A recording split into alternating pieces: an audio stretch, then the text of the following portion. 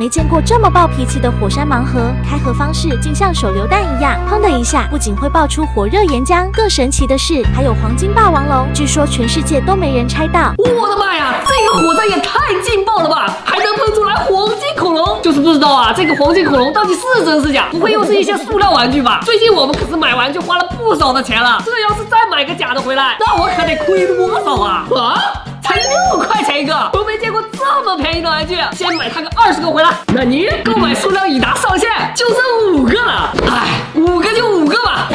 爆炸火山盲盒，你别说，做的还挺逼真的，上面还有很多的岩浆泡泡，侧面还有一个红色的拉环，真的有点像手榴弹，可以拉环。最终炸出来什么样的恐龙，我们也不知道。这个应该是肿头龙吧，上面有个大大的疙瘩，好像这种恐龙特别的傻，不撞南墙不回头。它的后边还有几个霸王龙，这个霸王龙的头怎么颜色不一样啊？然后可以随意 DIY。先来试试第一个，看看陆姐今天的运气怎么样。哎，这底下好像可以打开，里面有一份说明书。哎，果然有黄金霸王龙，这就是我们今天的目标。从火山的底部啊，我们没有看到恐龙的身影，看来要想找到恐龙啊，我们必须从火山口给它拔出来。拉好导索，起爆！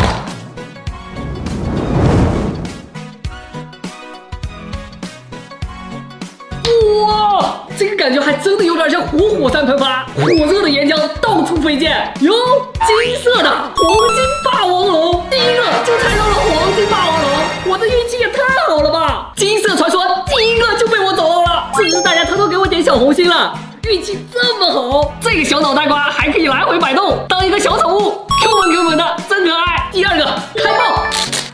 哇，哎，这一次恐龙飞出来了，就在这里，是一个甲龙小宝宝，它的尾巴像个棒槌，头也可以一扭一扭的，个头明显要矮一截。把它们放在火山旁边，还真有那个味儿了。第3个，不知道今天能不能抽到2个黄金霸王龙。起！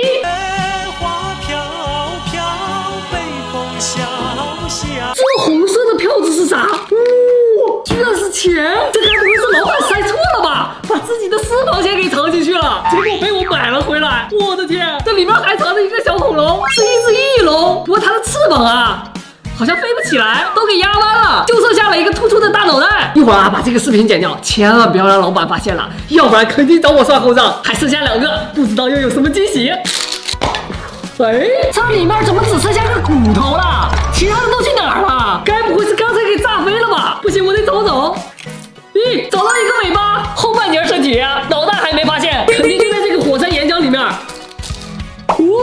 又发现了一个霸王龙的脑袋，不过上面长了2个角，看来是刚才用力过猛，给炸飞了。哎呀，现在我们就给它组装好了，恢复原状。还好，有惊无险。最后一个了。